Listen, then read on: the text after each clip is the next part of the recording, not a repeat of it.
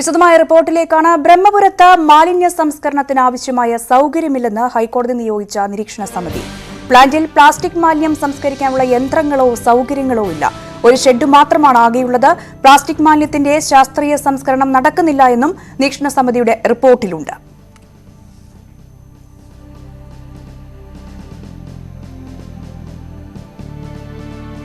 വാർത്തയുടെ വിശദാംശങ്ങളുമായി സുവി വിശ്വനാഥൻ ചേരുന്നുണ്ട്. സുവി, എന്തായാലും ഈ നിരീക്ഷണ സമിതിയുടെ റിപ്പോർട്ട് അത് വളരെ ഗൌരവമുള്ളതാണ്. പ്രത്യേകിച്ചും കോടതി ഈ വിഷയവുമായൊക്കെ ബന്ധപ്പെട്ട് ഗുരുതര പരാമർശങ്ങളൊക്കെ നടത്തുന്ന സാഹചര്യത്തിൽ എന്താണ് പൂർണ്ണമായ ഉള്ളടക്കം റിപ്പോർട്ടിന്റെ?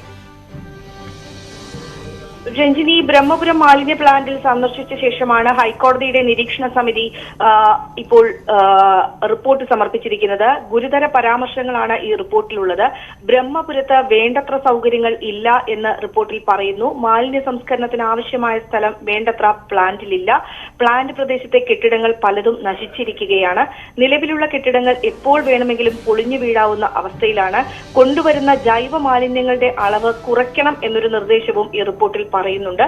സമയബന്ധിതമായി മൈനിങ് പൂർത്തിയാക്കാൻ ആവശ്യമായ യന്ത്രങ്ങൾ പ്ലാന്റിലില്ല. കെട്ടിക്കിടക്കുന്ന മാലിന്യങ്ങളുടെ സംസ്കരണം നിയമപരമായല്ല നടക്കുന്നത് എന്നും റിപ്പോർട്ടിൽ പറയുന്നു. പ്ലാസ്റ്റിക് മാലിന്യം സംസ്കരിക്കാനുള്ള യന്ത്രങ്ങളോ സൗകര്യങ്ങളോ ഇല്ല. ആകെയുള്ളത് ഒരു ഷെഡ് മാത്രമാണ്.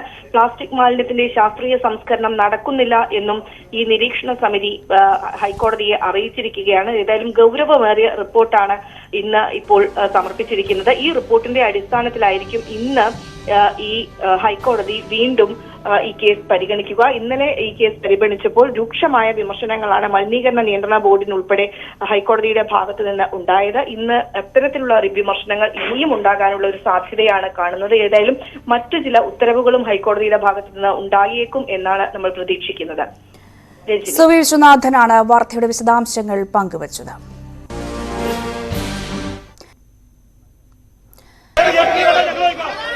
കൊച്ചി കോർപ്പറേഷനിലേക്ക് യൂത്ത് കോൺഗ്രസ് നടത്തിയ മാർച്ചിൽ സംഘർഷം. പോലീസ് ജലപീരങ്കി പ്രയോഗിച്ചു. ബ്രഹ്മപുരം വിഷയത്തിൽ മേയർ രാജിവെക്കണമെന്നാവശ്യപ്പെട്ടായിരുന്നു മാർച്ച്.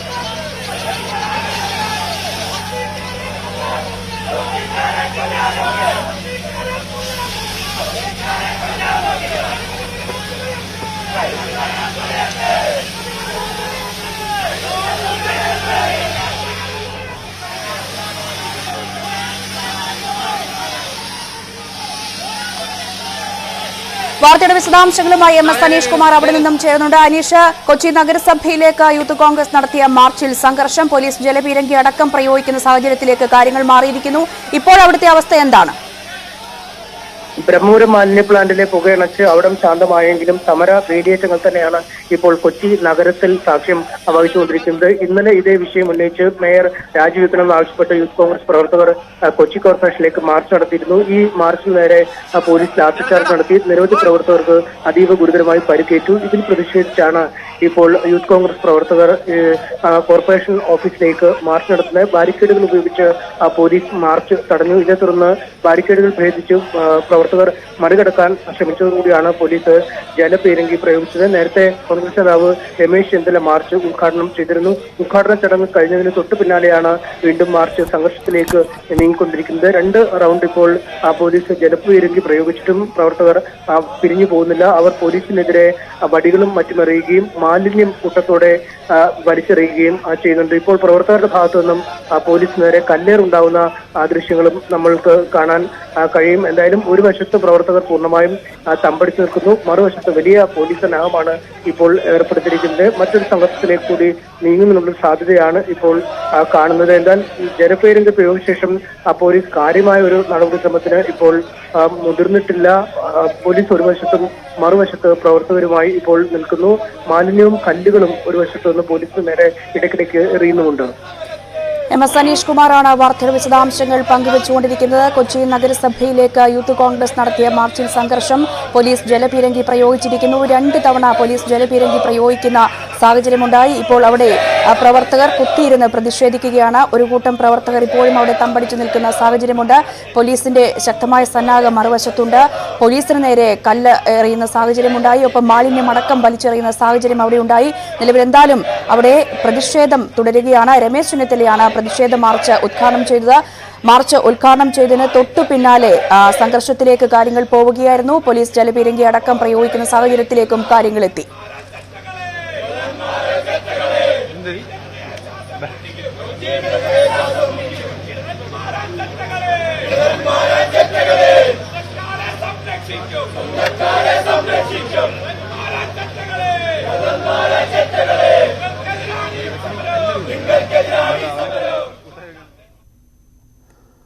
ഇതുമായി ബന്ധപ്പെട്ട മറ്റു വാർത്തകൾ കൂടി പരിശോധിക്കുകയാണെങ്കിൽ ബ്രഹ്മപുരം മാലിന്യ സംസ്കരണ പ്ലാന്റിലെ തീയും പുകയും അണഞ്ഞെങ്കിലും ജാഗ്രതയിലാണ് കൊച്ചി. ബ്രഹ്മപുരത്ത് ഒരാഴ്ച അഗ്നിശമന സേനയുടെ നിരീക്ഷണം തുടരും.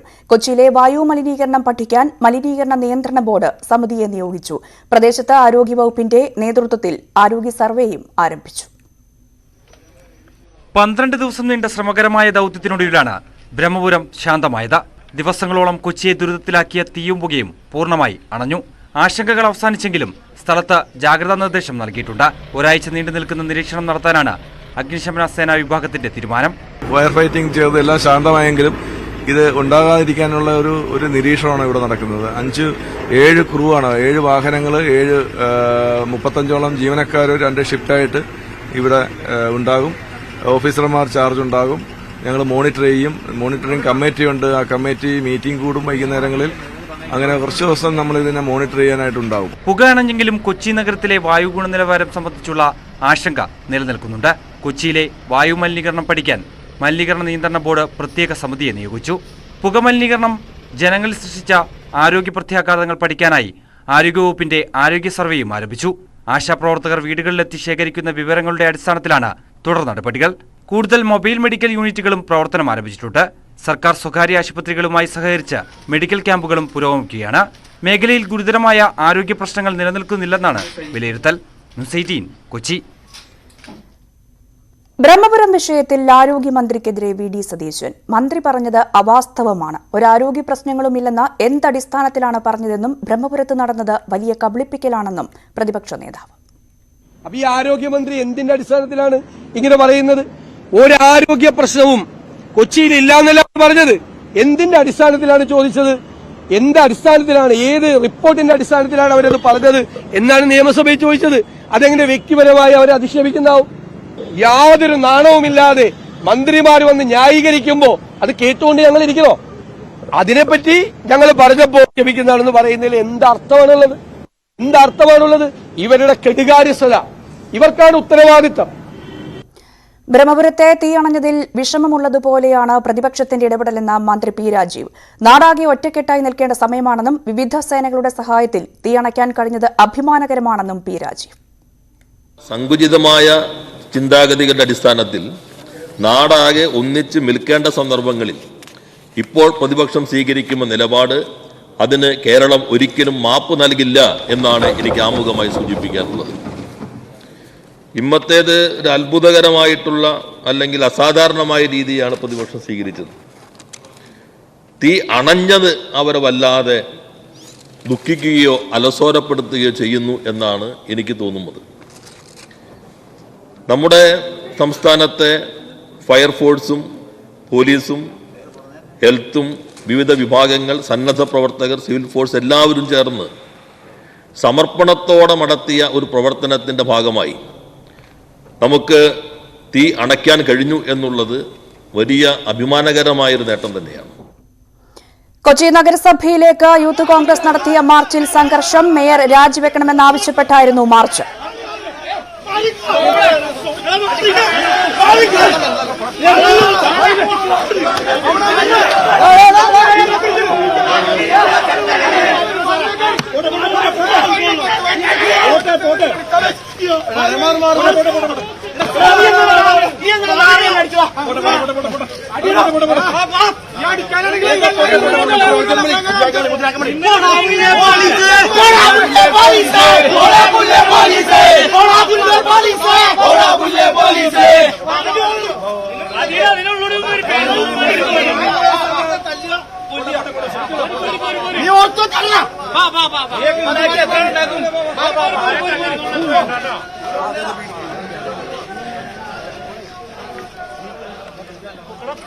കൊച്ചി നഗരസഭയിലേക്ക് യൂത്ത് കോൺഗ്രസ് നടത്തിയ മാർച്ചിൽ സംഘർഷമുണ്ടായി. ഇപ്പോൾ പ്രവർത്തകരെ പോലീസ് അവിടുന്ന് പിടിച്ച് മാറ്റുന്ന ദൃശ്യങ്ങളാണ് പ്രേക്ഷകർ കണ്ടത്. പല പ്രവർത്തകരും ഇപ്പോഴും അവിടെ കുത്തിയിരുന്ന് പ്രതിഷേധിക്കുന്ന രീതിയിലേക്ക് കാര്യങ്ങൾ പോകുന്നു.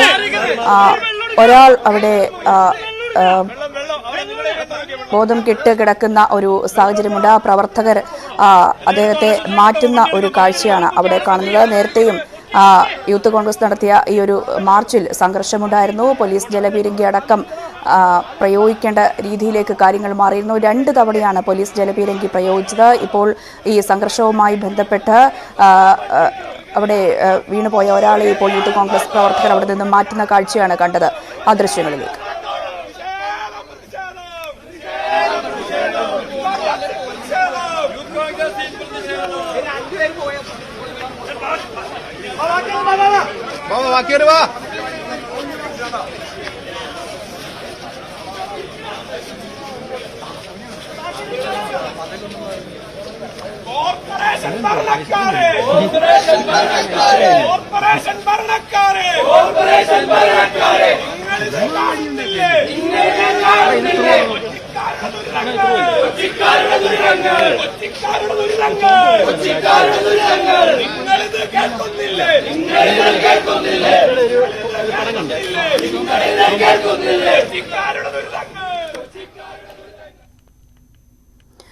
ബ്രഹ്മപുരം മലിനീകരണ വിഷയം ദേശീയ ദുരന്തമായി പ്രഖ്യാപിക്കണമെന്ന് ഹൈബീഡൻ എം പി ലോക്സഭയിൽ അടിയന്തര പ്രമേയത്തിന് നോട്ടീസ് നൽകി.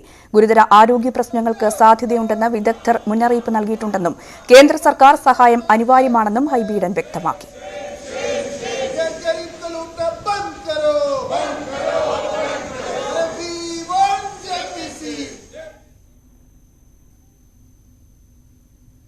സോണ്ട ഇൻഫ്രാടെക്കിനെതിരെ അഴിമതി ആരോപണം ഉന്നയിച്ചതിന്റെ പേരിൽ സിപിഎം സമൂഹമാധ്യമങ്ങളിലൂടെ ഭയപ്പെടുത്തുന്നുവെന്ന ആരോപണവുമായി കൊച്ചി മുൻ മേയർ ടോണി ചമ്മണി. ഭയപ്പെടുത്തി പിന്മാറാൻ കഴിയില്ല, ആരോപണങ്ങളിൽ ഉറച്ചു നിൽക്കുന്നു. സോണ്ടയുടെ എതിരാളിയായ കമ്പനിയുടെ ഉടമ തന്റെ ബന്ധുവെന്ന ആരോപണം അടിസ്ഥാനരഹിതമാണ്. സിപിഎം ജില്ലാ സെക്രട്ടറി പ്രസ്താവന പിൻവലിച്ച് മാപ്പ് പറയണമെന്നും ടോണി ചമ്മണി ആവശ്യപ്പെട്ടു. സിപിഎം എന്നെ ഭയപ്പെടുത്താൻ ശ്രമിക്കുക, എന്നെ ടാർഗറ്റ് ചെയ്യുക, വ്യക്തിപരമായി അധിക്ഷേപിച്ചുകൊണ്ട് സിപിഎമ്മിന്റെ എല്ലാം സാമൂഹ്യ മാധ്യമങ്ങളിൽ ആക്രമണം തുടങ്ങിയിട്ടുണ്ട്. ഞാൻ അതിലൊന്നും ഭയപ്പെടില്ല. ഒരു അഴിമതി ആരോപണം ഉന്നയിച്ചു എന്നതിന്റെ പേരിൽ ആ ഉന്നയിച്ച വ്യക്തിയെ ഭയപ്പെടുത്താനുള്ള ശ്രമം സിപിഎം പിൻവലിക്കണം, ഉപേക്ഷിക്കണം. ഞാൻ ഉയർത്തിയ ആരോപണങ്ങളിൽ ഇപ്പോഴും ഉറച്ചു നിൽക്കുന്നു. അതിന് തക്കതായ വ്യക്തമായ മറുപടി പറയുമെങ്കിൽ അതിന് ഞാൻ തിരിച്ചു മറുപടി പറയാൻ തയ്യാറാണ്. അതിനു പകരം എന്നെ ഭയപ്പെടുത്താനുള്ള ശ്രമമാണെങ്കിൽ ഒരു കാരണവശാലും ആ ഭയത്തിന് ഞാൻ അടിമപ്പെടില്ല എന്ന് ഞാൻ പറയാൻ ആഗ്രഹിക്കുന്നു. ബ്രഹ്മപുരത്തെ പുകയണച്ചതിനു പിന്നാലെ ആഹ്ലാദം പ്രകടിപ്പിച്ച ഫയർഫോഴ്സ് ഉദ്യോഗസ്ഥർ. ബ്രഹ്മപുരം ഉൾക്കൊള്ളുന്ന തൃക്കാക്കര സ്റ്റേഷന്റെ സ്റ്റേഷൻ ഓഫീസർ സതീശനെയാണ് ജില്ലാ ഫയർ ഓഫീസർ ഹരികുമാർ തോളിലേറ്റി ആഹ്ലാദം പ്രകടിപ്പിച്ചത്.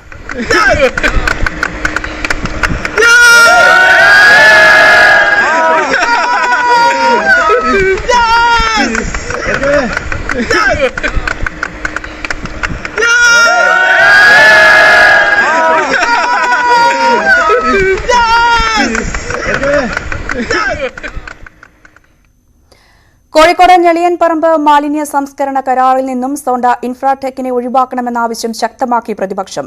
കരാർ റദ്ദാക്കണമെന്നാണ് കോൺഗ്രസിന്റെയും ബിജെപിയുടെയും ആവശ്യം. ഈ ആവശ്യം ഉന്നയിച്ച് മാലിന്യ സംസ്കരണ കേന്ദ്രത്തിലേക്ക് ബിജെപി മാർച്ച് നടത്തി. കോർപ്പറേഷൻ 2.5 കോടിയോളം രൂപ ചെലവിട്ടിട്ടും ഞെളിയൻപറമ്പിലെ വേസ്റ്റ് ടു എനർജി പദ്ധതി 4 വർഷമായിട്ടും നടപ്പായില്ല. സോണ്ട ഇൻഫ്രോടെക്കാണ് ഇവിടെയും കരാറെടുത്തത്. കരാർ കാലാവധി നീട്ടി നൽകണമെന്നാവശ്യപ്പെട്ട് കോർപ്പറേഷന് കമ്പനി കത്ത് നൽകിയിരുന്നു. കമ്പനിയെ കരിമ്പട്ടികയിൽ ഉൾപ്പെടുത്തണമെന്നാണ് പ്രതിപക്ഷ കൗൺസിലർമാരുടെ ആവശ്യം. സോണ്ടയെ കരാറിൽ നിന്ന് മാറ്റണമെന്നാവശ്യപ്പെട്ട് BJP ഞെളിയൻ പറമ്പിലേക്ക് മാർച്ച് നടത്തി. ജില്ലാ പ്രസിഡന്റ് VK സജീവൻ ഉദ്ഘാടനം ചെയ്തു. ബ്രഹ്മപുരത്തെ ദുരന്ത ഭൂമിയാക്കിയ വിവാദ കമ്പനി സോണ്ട ഇൻഫ്രാടെക്കിനെ ഇവിടെ നിന്ന് കെട്ടുകെട്ടിക്കാനുള്ള ജനങ്ങളുടെ സമരത്തിന്റെ തുടക്കമാണ് ഈ മാർച്ച് എന്ന് സൂചിപ്പിക്കാൻ വേണ്ടി ഞാൻ ആഗ്രഹിക്കുകയാണ്. സോണ്ടയെ ന്യായീകരിച്ച് വീണ്ടും കോർപ്പറേഷൻ രംഗത്തെത്തി.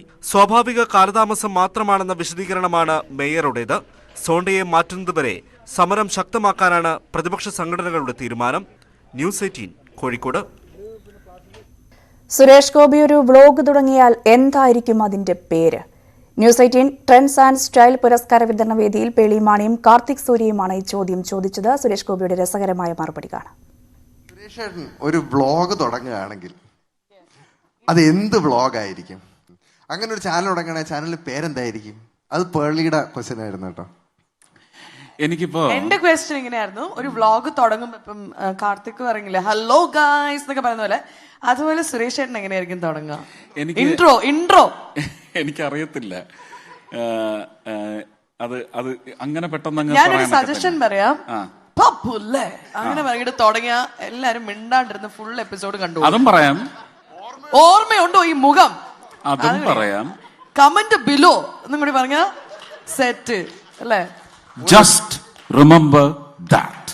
സബ്സ്ക്രൈബ് ഞാൻ സബ്സ്ക്രൈബ് ചെയ്തു. ഞാനാണ് ആദ്യം സബ്സ്ക്രൈബർ.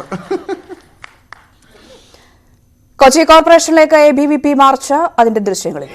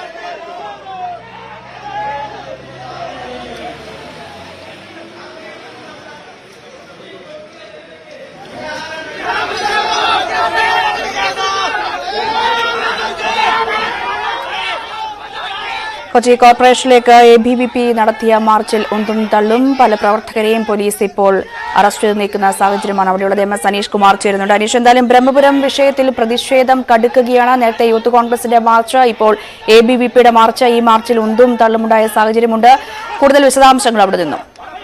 ഏതാണ്ട് 1 മണിക്കൂറോളമാണ് നേരത്തെ യൂത്ത് കോൺഗ്രസ് പ്രതിഷേധവുമായി ബന്ധപ്പെട്ട സംഘർഷാവസ്ഥ നിന്നത്. ഒടുവിൽ പ്രവർത്തകർ സമാധാനപരമായി പിരിഞ്ഞു പോയതിന് തൊട്ടു പിന്നാലെയാണ് ഇപ്പോൾ ABVP പ്രവർത്തകർ കോർപ്പറേഷനിലേക്ക് മാർച്ച് നടത്തിയത്. കോർപ്പറേഷനുള്ളിലേക്ക് തള്ളിക്കയറാൻ പ്രവർത്തകർ ശ്രമിച്ചു. ഇതേ തുടർന്ന് പോലീസ് ഇവരെ ബലം പ്രയോഗിച്ച് നീക്കം ചെയ്യുകയായിരുന്നു. ഇതേ തുടർന്ന് പോലീസും പ്രവർത്തകരും തമ്മിൽ ഉന്തും തള്ളുമുണ്ടായി. ഒടുവിൽ പ്രവർത്തകരെ പൂർണ്ണമായി പോലീസ് സ്ഥലത്ത് നിന്നും അറസ്റ്റ് ചെയ്ത് നീക്കുകയും ചെയ്തിരിക്കുന്നു. ഒരു പോലീസുകാരുടെ കൈക്ക് പരിക്കേറ്റിട്ടുണ്ട് എന്നാണ് ഇപ്പോൾ നമുക്ക് മനസ്സിലാക്കാൻ കഴിയുന്നത്. എന്തായാലും പ്രവർത്തകരെ പൂർണ്ണമായും നീക്കം ചെയ്ത് സ്ഥിതിഗതികൾ ഇപ്പോൾ നിയന്ത്രണ വിധേയമാണ്. കോർപ്പറേഷൻ ഓഫീസിനുള്ളിൽ ഈ ഇടത് ജീവനക്കാരെ സ്വസ്ഥമായി തൊഴിൽ ചെയ്യാൻ അനുവദിക്കുന്നില്ല എന്നാരോപിച്ച് ഇടത് ജീവനക്കാരുടെ നേതൃത്വത്തിലുള്ള പ്രതിഷേധ സമരവും മറുവശത്ത് കോർപ്പറേഷൻ കൗൺസിലർമാർ നടത്തുന്ന സമരവും ഇപ്പോഴും പുരോഗമിച്ചുകൊണ്ടിരിക്കുകയാണ്. എന്തായാലും പ്രതിഷേധ വേലിയേറ്റങ്ങൾ തന്നെയാണ് ഇന്നും ഈ കോർപ്പറേഷൻ പരിസരത്ത് നടക്കുന്നത്.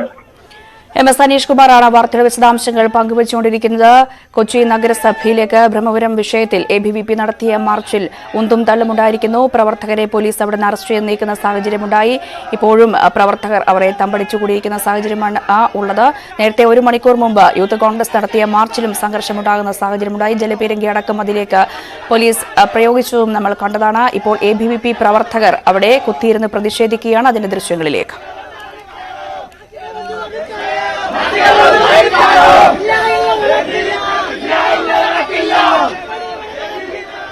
ബ്രഹ്മപുരം വിഷയത്തിൽ പ്രതിഷേധം കടുക്കുകയാണ്. ABVPയുടെ പ്രതിഷേധമാണ് ഇപ്പോൾ കണ്ടത്. തൊട്ടുമുമ്പ് യൂത്ത് കോൺഗ്രസും നഗരസഭയിലേക്ക് പ്രതിഷേധ മാർച്ച് നടത്തിയിരുന്നു.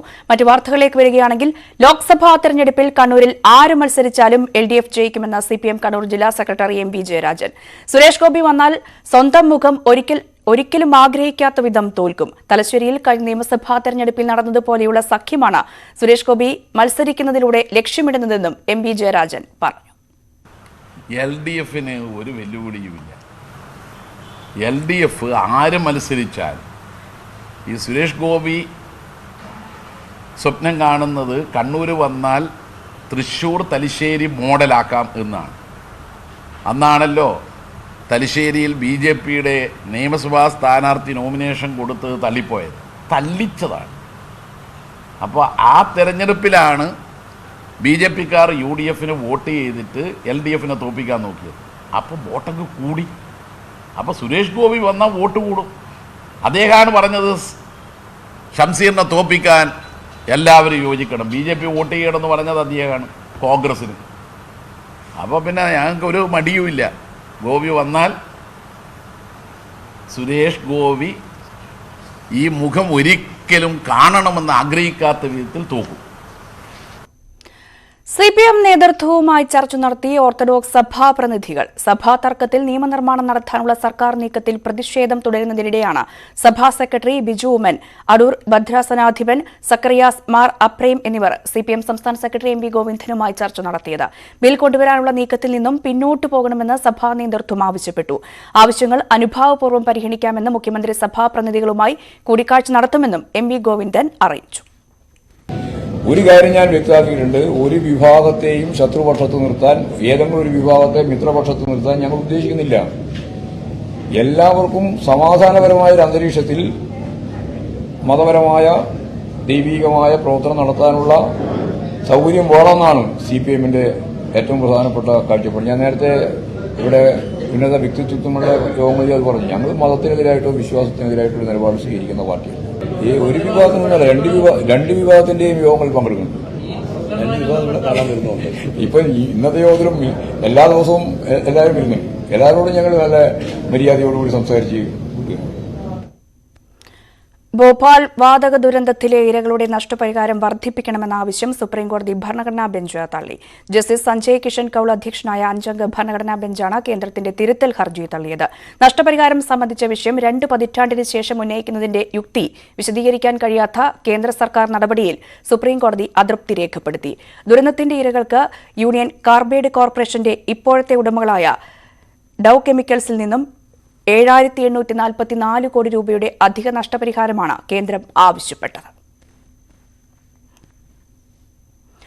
അട്ടപ്പാടിയിൽ ആദിവാസി യുവതി ജീപ്പിൽ പ്രസവിച്ചു. കരുവാര ആദിവാസി ഒരു നിവാസി മരുതന്റെ ഭാര്യ സൗമ്യയാണ് മണ്ണാർക്കാട് താലൂക്ക് ആശുപത്രിയിലേക്ക് കൊണ്ടുപോകുന്നതിനിടെ ജീപ്പിൽ പ്രസവിച്ചത്. 8 മാസം ഗർഭിണിയായ സൗമ്യയ്ക്ക് ഇന്ന് പുലർച്ചെയാണ് വേദന അനുഭവപ്പെട്ടത്. തുടർന്ന് ജീപ്പിൽ മണ്ണാർക്കാട് താലൂക്ക് ആശുപത്രിയിലേക്ക് പോകുമ്പോൾ വേദന കൂടി.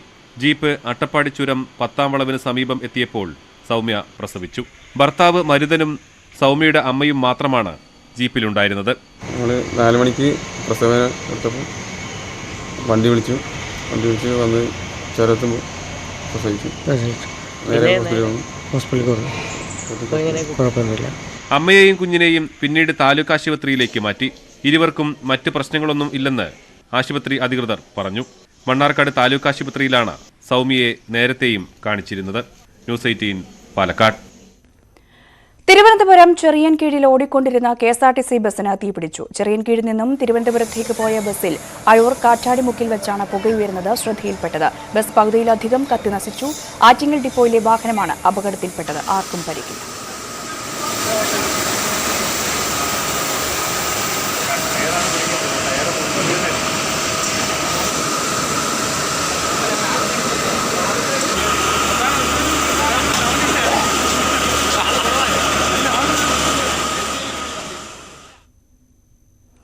കോഴിക്കോട് മാവൂർ കൽപ്പള്ളിയിലുണ്ടായ ബസ് അപകടത്തിൽ സ്കൂട്ടർ യാത്രികൻ മരിച്ചു. മാവൂർ അടുവാട് സ്വദേശി അർജുൻ സുധീറാണ് മരിച്ചത്.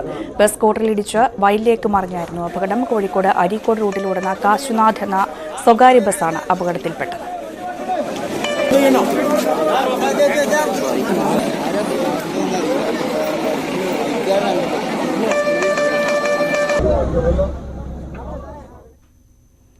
തിരുവനന്തപുരം വിമാനത്താവളത്തിൽ സ്വർണം പിടികൂടി. വിമാനത്തിനുള്ളിൽ ഒളിപ്പിച്ച 2.7 കിലോ സ്വർണമാണ് കസ്റ്റംസ് പിടിച്ചത്. പുലർച്ചെ ഷാർജയിൽ നിന്നും എത്തിയ വിമാനത്തിലാണ് സ്വർണം കണ്ടെത്തിയത്.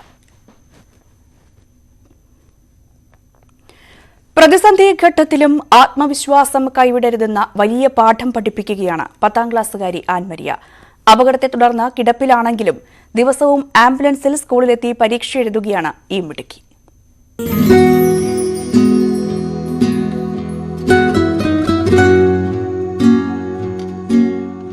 10ാം ക്ലാസ്സിൽ മികച്ച വിജയത്തിനായി കഠിന പരിശ്രമത്തിലായിരുന്നു ഇടുക്കി രാമക്കൽമേട് സ്വദേശി ആൻമരിയ. മോഡൽ പരീക്ഷാ സമയത്ത് വീടിനുള്ളിൽ തെന്നി വീണ ഇടുപ്പലിന് പരുക്കേറ്റു. സാരമായ പരുക്കായതിനാൽ സ്വയം എഴുന്നേൽക്കാനാവാത്ത അവസ്ഥയിലാണ്. മാസങ്ങളോളം ചികിത്സയും ആവശ്യമാണ്. പക്ഷേ തോൽക്കാൻ മനസ്സില്ലാത്ത ആൻമരിയ ആംബുലൻസിൽ സ്കൂളിലെത്തി ആത്മവിശ്വാസത്തോടെ പരീക്ഷയെ നേരിടുന്നു. എനിക്ക് ആഗ്രഹമുണ്ട്, പരീക്ഷ എനിക്ക് എഴുതണമെന്നുണ്ട്. ഇത്ര ഒരു വർഷം കൂടിയല്ലേ ഉള്ളായിരുന്നു പഠിക്കണമെന്ന് പഠിച്ച്. ഇത്രയും 10 വർഷം പഠിച്ചിട്ട് ഒരു വർഷം എഴുതിയില്ലെന്ന് പറഞ്ഞാൽ കഷ്ടമാണ്. പരീക്ഷ എഴുതാനാകില്ലെന്ന ആശങ്കയായിരുന്നു കൂടുതൽ വേദനിപ്പിച്ചത്. അധ്യാപകരോട് പരീക്ഷ എഴുതാൻ സാധിക്കുമോ എന്ന് തിരക്കി. തുടർന്ന് രാമക്കൽമേട് സേക്രഡ് ഹാർട്ട് സ്കൂൾ അധികൃതർ ആൻമരിയയ്ക്കായി ആംബുലൻസ് ഏർപ്പെടുത്തി. ചെലവെല്ലാം സ്കൂളിൽ നിന്നാണ്. ഇപ്പോൾ അവിടെ അവിടെ നിന്ന് നമ്മൾ ആംബുലൻസ് അറേഞ്ച് ചെയ്ത് ക്രമീകരിച്ചത് തൊട്ട് ഇന്ന് വരെയുള്ള ബാക്കി ചെലവുകളെല്ലാം സ്കൂളിൽ നിന്നാണ് വഹിക്കുന്നത്. സ്ക്രൈബിന്റെ സഹായത്തോടെയാണ് ആൻമരിയ പരീക്ഷ എഴുതുന്നത്. സ്വയം പരീക്ഷ എഴുതാൻ സാധിക്കില്ലെങ്കിലും പരീക്ഷ എഴുതാനാവുന്നതിന്റെ സന്തോഷത്തിലാണ് ആൻമരിയ. ഇതുവരെ കഴിഞ്ഞ പരീക്ഷകൾ മികച്ച രീതിയിൽ പൂർത്തിയാക്കി. ശാരീരിക വേദനകൾക്കിടയിലും അടുത്ത പരീക്ഷകൾക്കായുള്ള തയ്യാറെടുപ്പുകളും മുടക്കാറില്ല. ചെറിയൊരു സന്തോഷമുണ്ടായിരുന്നു, സങ്കടമുണ്ടായിരുന്നു. അത് ഞാൻ ഡോക്ടർ ആവണമെന്നാണ് ആൻമരിയയുടെ ആഗ്രഹം. ന്യൂസ് 18 ഇടുക്കി. മകൾ ഓസ്കാർ വേദിയിൽ തിളങ്ങിയതിന്റെ ആഹ്ലാദത്തിലാണ് കൊൽക്കത്ത സ്വദേശികളായ സദൻദാസ് സുഭാദാസ് മൊല്ലിക് ദമ്പതികൾ. മകൾ സഞ്ചാരി മൊല്ലിക് എഡിറ്റ് ചെയ്ത ദ എലിഫന്റ് വിസ്പേഴ്സ് എന്ന ഡോക്യുമെന്ററിക്കാണ് ഓസ്കാർ ലഭിച്ചത്. സഞ്ചാരി വളരെ സന്തോഷത്തിലാണെന്ന് ദമ്പതികൾ ന്യൂസ് 18നോട് പറഞ്ഞു. ഡോക്യുമെന്ററിക്ക് ഓസ്കാർ നോമിനേഷൻ ലഭിച്ചപ്പോഴും പുരസ്കാര നേട്ടം പ്രതീക്ഷിച്ചിരുന്നില്ല എന്നും ദമ്പതികൾ പറഞ്ഞു. When the news first came in, were you expecting? I wasn't expecting really, but anyway, everybody hopes for that. And because the international competition was quite tough, and I don't know, a couple of other Indian entries were there. So I was thinking maybe they won't be able to give everybody awards. I started getting vibes that there is a strong chance of this film winning. And one thing is that this film has a universal appeal. And little children also like it, and 90 years old people, they are also touched by it. Briefly, there was so much of, I think she was in a party, there was so much of noise out behind her that I couldn't speak to her very clearly. First thing is, At 7:32 in the morning, I had sent her a congratulatory note. When they choose an award, it's not just the quality of the film, but there are so many factors at play. I said, yeah, when we meet, we will talk about all that, but now just enjoy the moment. പൂങ്കാവനമായി മുഖ്യമന്ത്രി പ്രഖ്യാപിച്ച സന്മതി ഉദ്യാനം കാട് പിടിച്ച് നശിക്കുന്നു. പാർക്കിന് പിന്നിൽ വീണ്ടും മാലിന്യങ്ങൾ നിറഞ്ഞതോടെ സന്ദർശകരും ഈ വഴി വരാതെയായി.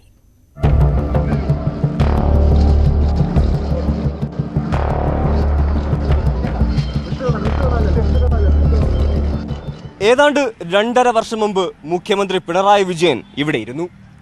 തിരുവനന്തപുരം നഗരസഭയുടെ സന്മതി എന്ന ഉദ്യാനം ഉദ്ഘാടനം ചെയ്യാനെത്തിയപ്പോൾ മാലിന്യത്തിൽ നിന്ന് പൂങ്കാവനത്തിലേക്ക് എന്ന സന്ദേശം ഉയർത്തി തലസ്ഥാനത്തെ മാലിന്യ കൂമ്പാരമായിരുന്ന എരുമക്കുഴിയെ ഒരു പൂങ്കാവനമായി മാറ്റിയിരുന്നു.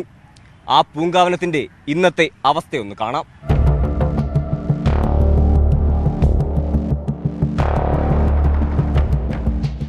തലസ്ഥാനത്തെ നഗരമാലിന്യം പേരാൻ വിധിക്കപ്പെട്ട സ്ഥലമായിരുന്നു എരുമക്കുഴി. പിന്നീട് ലോക്ക്ഡൌൺ സമയത്ത് കോർപ്പറേഷൻ മാലിന്യത്തിൽ നിന്ന് ശാപമോക്ഷം നൽകി എരുമക്കുഴിയെ സൗന്ദര്യവൽക്കരിച്ചു.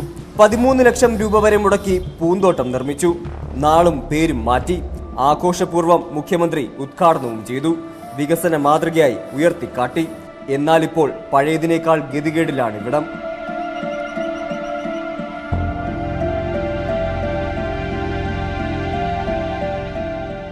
ചെടികളെല്ലാം കാട് കയറി നശിച്ചു. ലൈറ്റുകളെല്ലാം കേടായി. രാത്രിയായാൽ വെട്ടവും വെളിച്ചവുമില്ല. ആരും നോക്കാനില്ലാതെ പാർക്ക് നശിക്കുകയാണ്.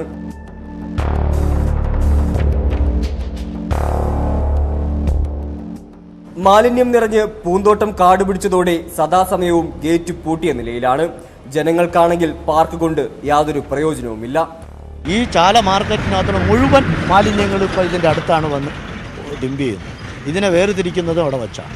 വളരെ വളരെ വളരെ ഇതിനകത്തോട്ട് പോകുന്ന ഒരു മനുഷ്യൻ പോലും ഇതുവഴി നടന്നു വരുന്നതായിട്ട് കാണാനില്ല. മറുഭാഗത്തേക്ക് പോകും. എന്നാലും ദുർഗന്ധം ഭയങ്കരമാണ്. അപ്പോൾ അങ്ങനെ കിടക്കുന്ന ഒരു പ്രദേശത്ത് ഇതൊരു പ്രയോജനമില്ല എന്നുള്ളതാണ് നമുക്ക് പറയാനുള്ളൊരു കാര്യം. ഒട്ടനവധി കച്ചവടക്കാർ ഇങ്ങനെ പരാതി പറയുന്നുണ്ട്, ഇതിൻ്റെ ദുർഗന്ധം സഹിക്കാൻ വയ്യ, എന്തെങ്കിലും ഒരു പരിഹാരം ഉണ്ടാക്കണമെന്നൊക്കെ. പക്ഷേ ഇത് ഭരണാധികാരികളുടെ കണ്ണു തുറക്കാതെ നമുക്ക് അതിനകത്തൊന്നും പറയാൻ കഴിയില്ല എന്നുള്ളതാണ്. എന്റെ മാലിന്യം എന്റെ ഉത്തരവാദിത്വം എന്ന നല്ല സന്ദേശങ്ങൾ ജനങ്ങൾക്ക് നൽകാൻ വേണ്ടി കൂടിയായിരുന്നു ലക്ഷങ്ങൾ മുടക്കി മാലിന്യ നിക്ഷേപ കേന്ദ്രം പൂന്തോട്ടമായി മാറ്റിയത്. വൻ തുക ചെലവഴിച്ച് എരുമക്കുഴിയെ സന്മതിയാക്കിയെങ്കിലും വർഷങ്ങൾ പിന്നിട്ടപ്പോൾ വീണ്ടും പഴയപടി തന്നെ. ഈ സന്മതി പൂന്തോട്ടം ഒരു വികസന മാതൃക തന്നെയാണ്. തലസ്ഥാനത്തെ പാഴ് വികസന മാതൃക. ക്യാമറമാൻ സി വിനോദിനൊപ്പം നന്ദകുമാർ, ന്യൂസ് 18 തിരുവനന്തപുരം. ചുട്ടുപൊള്ളുന്നു.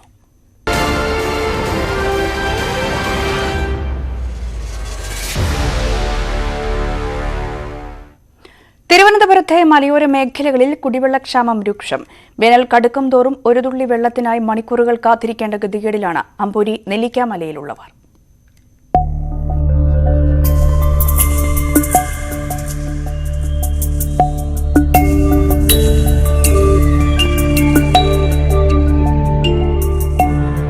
കിലോമീറ്ററുകൾ താണ്ടി നെല്ലിക്കാമലയിലെത്തിയാൽ ഇങ്ങനെ ചില കുളങ്ങൾ കാണാം. ഇവിടുത്തുകാർ കുടിവെള്ളത്തിനായി ആശ്രയിക്കുന്നത് ഇത്തരം ജലസ്രോതസ്സുകളാണ്. എന്നാൽ അവയുടെ അവസ്ഥയും പരിതാപകരം.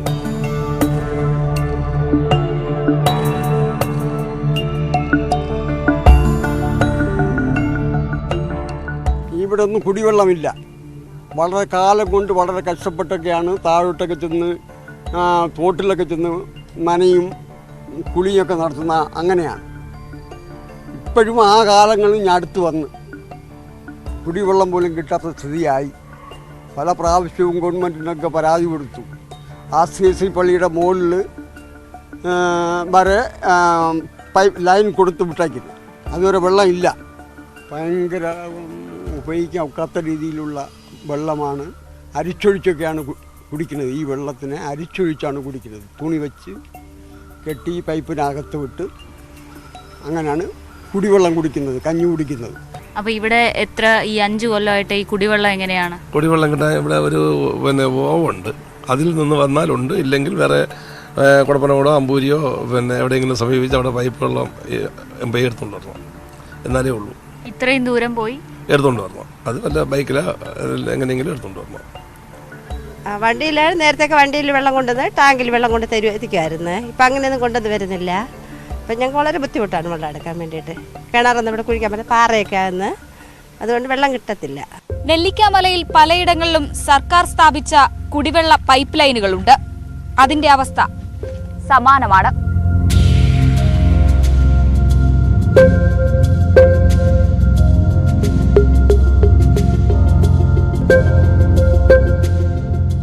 അപ്പോൾ ഇതിന് കുറച്ച് മുകളിലൊരു 300 മീറ്റർ മുകളിലൊരു ചെറിയ ഉറവയുണ്ട്. അത് ഇങ്ങനെ എല്ലാവരും ഹോസിട്ട് വെള്ളം താഴോട്ടൊക്കെ എടുത്തിട്ടുണ്ട്. അപ്പോൾ അത് ഇപ്പോൾ തുറന്നു നോക്കിക്കഴിഞ്ഞാൽ ശകലച്ച വെള്ളം വരുന്നതേ ഉള്ളൂ, അത്യാവശ്യത്തിന് കിട്ടുന്നതേ ഉള്ളൂ. അപ്പോൾ വെള്ളത്തിൻ്റെ വലിയ ക്ഷാമമുണ്ട് ഏത് സമയത്തായാലും. കിണർ കുഴിച്ചാൽ കിണറിനകത്ത് അധികം വെള്ളം കിട്ടുന്നില്ല. പിന്നെ മഴക്കാലങ്ങളിലെ വെള്ളം മാത്രമേ ഉള്ളൂ.